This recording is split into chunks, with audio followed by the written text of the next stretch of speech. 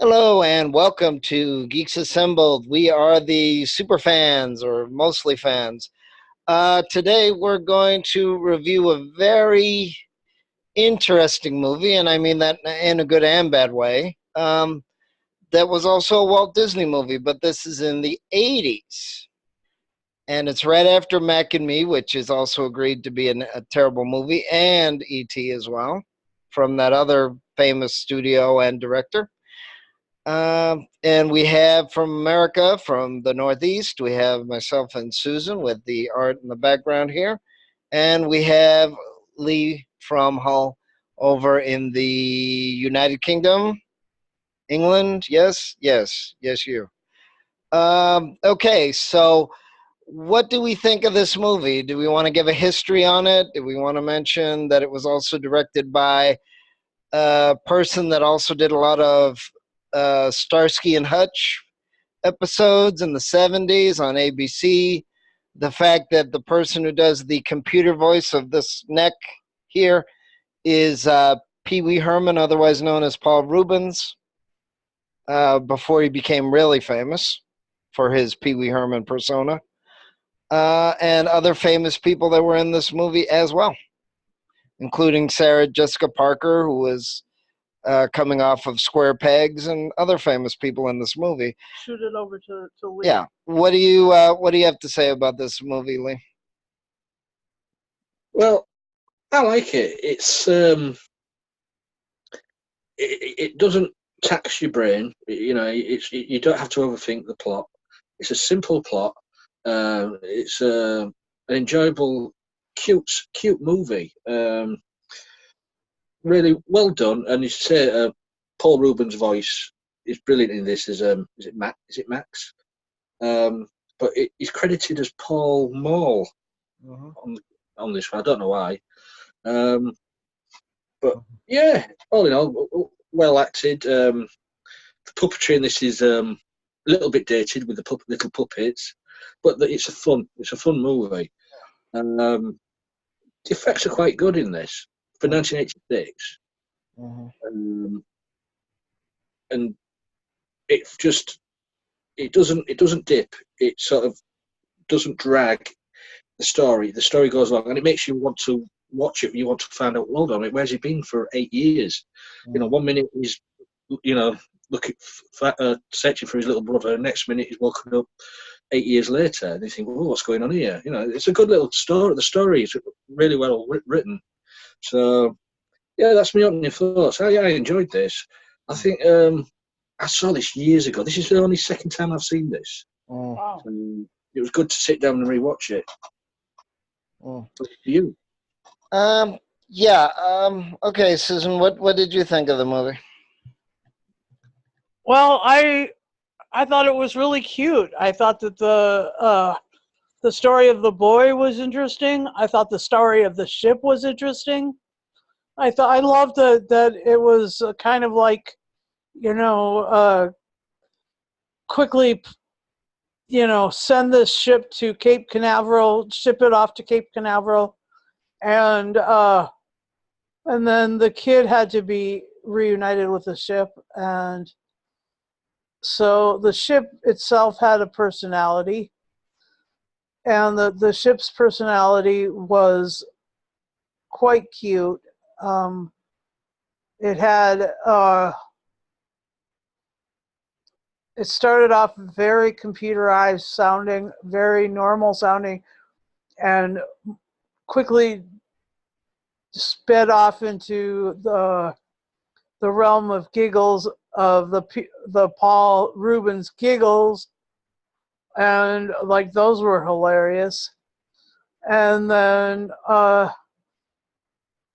the kid had to be examined, and there was lots of that sort of horror of separating children from parents and locking the kid up. Only the kid was treated pretty well. I mean, he had everything that he could possibly want. All the toys, all the television, food anytime he wanted it. They had another little robot guy. I can't remember what the other little robot guy's name was, but the little robot guy kind of reminded me of K9 with the side uh, panel that lifted up, and the kid could crawl in and stuff. And so yeah, K9 Mark II, and then the ship was sort of had a silvery morphogenic matrix to it, and it could form stairs by liquid, and then it could change its shape because it was liquid. It was sort of, and it was super shiny inside. I mean, like it had never ever been anywhere. Like it had never been dirty. Like nobody had ever, well, none of the creatures inside that were he was looking at or you know evaluating ever threw up in there. None of the stuff that you'd normally expect. Biological. It was completely pristine, and that was really noticeable. Really shiny silver machine inside and out, and that was something interesting. And then the parents and like that whole story. So yeah, that's I enjoyed it too. It was quite cute. And here's Alex again. Again, yeah, I mean, remember, this is a Walt Disney movie, and this is also when they were beginning to sort of shy away from, the original Walt Disney and his cutesy ways, and then the changing the studio. Yes, it is, but actually, it's a little weird because in some ways they're very scientific and logical, in other ways they're not. Again, there's very few original science fiction, movies or TV shows with a lot of real thought in them. I did think that the computer got a little too friendly and a little too giggly as well. But, this is a kid's movie as well, and it would be kind of boring if they didn't have any fun music. I noticed they had the Beach Boys and they had other, great visuals while they're flying around and such and such. I mean, again, they wanted to be not completely dumb, but I don't think they wanted to be completely serious either. And I think the other issue is you had a lot of other movies like E.T. and War Games and other movies that were very serious or were very, are we going to die? Is E.T. going to die? And they sort of had to. Um, they had to be more fun than that. Also, they didn't answer really how the computer chose him, right, why the computer understood his brain, why he didn't age, why he didn't die, why he didn't get sick. But yeah, I thought it was silly at the end in a way that. And where he went poop in the ship. Okay, I really didn't want to analyze that, but anyway, it was kind of weird how he was very business sounding at the beginning, and then it kind of went, all that. He got a little silly on that one. God, also, yeah, I mean, Paul Rubens does talk a little bit like me. The same tone. Yeah, there were some things that they should have explained, but they didn't. But I think that would have changed the scope of the whole movie. And yeah, they sort of glossed over the time differential in a way. They kind of glossed over how he was declared dead. So it's kind of funny how the feds are able, which they are, to kind of erase that. I think that he probably would have had more neurological issues, let's say. But they weren't going to show that because that was going to bring the whole movie down. And then the other weird at the end of the movie where he kind of has a cute little alien pet like Gremlins as well. So you sort of had this weird sort of half serious, half comical, half there, half not, half intellectual, half, silly type of thing. They couldn't really make up their mind as to. And the other question is if he was going to risk his health or risk, not surviving, which, of course, that is intellectually true. But if they showed that in the movie, that probably would have brought everybody down. So it is a cutesy movie. It's not a dumb movie, but of course they really couldn't do what they should have because it would have turned it too much into War Games and ET, and I think you would have taken away the fun of it because the other reality is if 8 years had gone by, I mean, there are other science fiction stories where somebody gets, kidnapped sort of by an amoeba or they get kidnapped by a parasite of some kind and in reality you would have a lot more shock. You would have a lot more problems in terms of culture shock and time differential and things like that. Yeah. But like I said, it's not really, the other thing too is in a way it is like an ET story in a way, and he does look like Henry Thomas as well if you think about it. Yeah. So yeah, it's not a bad movie, but I think they didn't want too many comparisons to the other movies I just mentioned. Favorite moments? Shall we do that? Yeah, I don't really have any moments that I don't like in this movie. I mean, like Lee said, that's why it flows along. I think you're just supposed to sort of enjoy the ride. Like I said, I think they sort of glossed over a lot of things, but they had to. Yeah, I mean, the time differential, the fact that he wants a Coke, the fact that he, has to sort of adapt to the younger brother who's now older because of the time differential.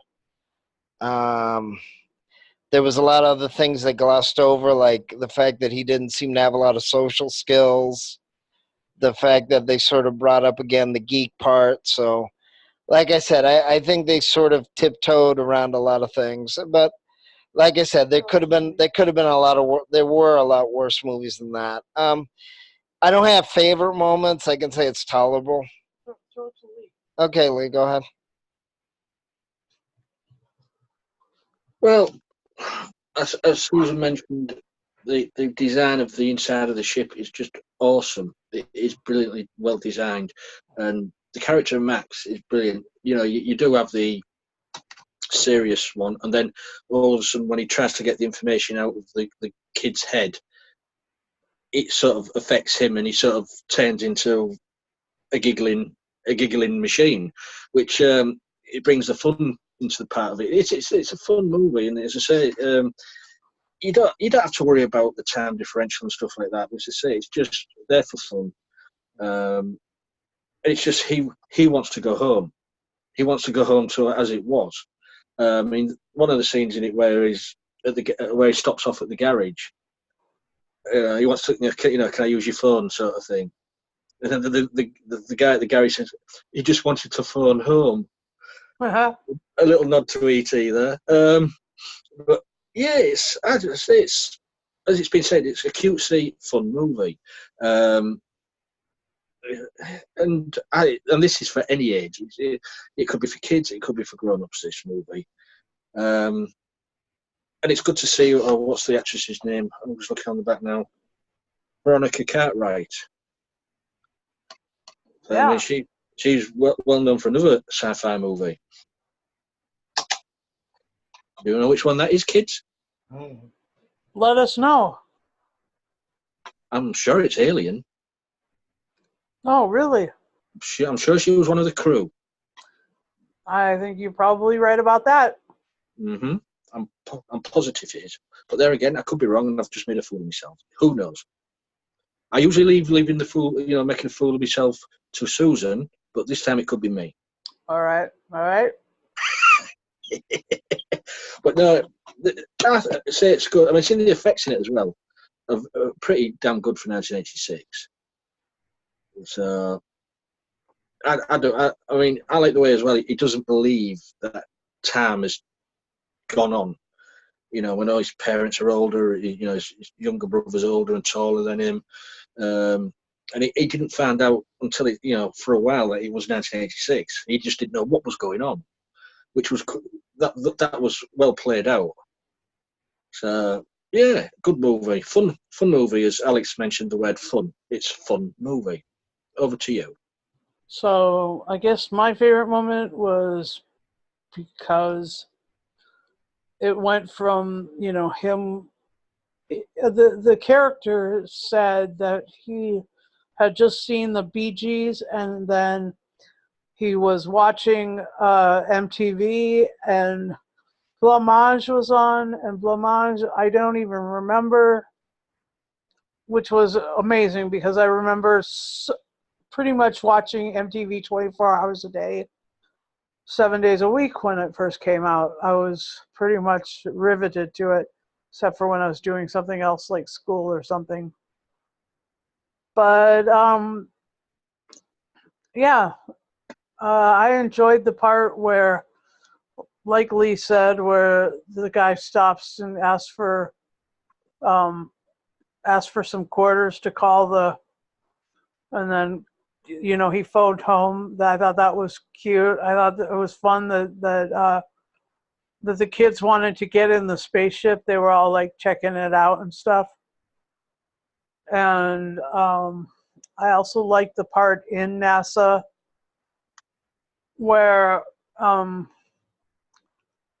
where he's being evaluated and stuff. And then I also liked when he discovered all the little creatures that this that the spaceship was Max was, you know, had abducted. And you know, it's good that he had that Max was a sort of a amorphous computer program or computer, because otherwise that could be really scary. You know, had they like made him a gray or any of the other kinds of aliens that are there. And yeah, the parents were well acted. I liked their fear and stuff when the boy is being taken away. Both very good actors. Yeah, I've just looked at, Veronica Cartwright was in Alien. She played Lambert.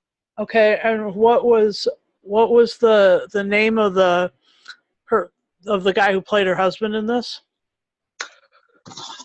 Oh, good question. Doesn't say. I will look it up. Okay. You carry on. Yeah. So, and the stuff that it looked so much like Stand By Me as well, because it was the forest and then the crossing of the railroad tracks. That was pretty much like, you know, shot for shot lifted out of Stand By Me. Cliff DeYoung.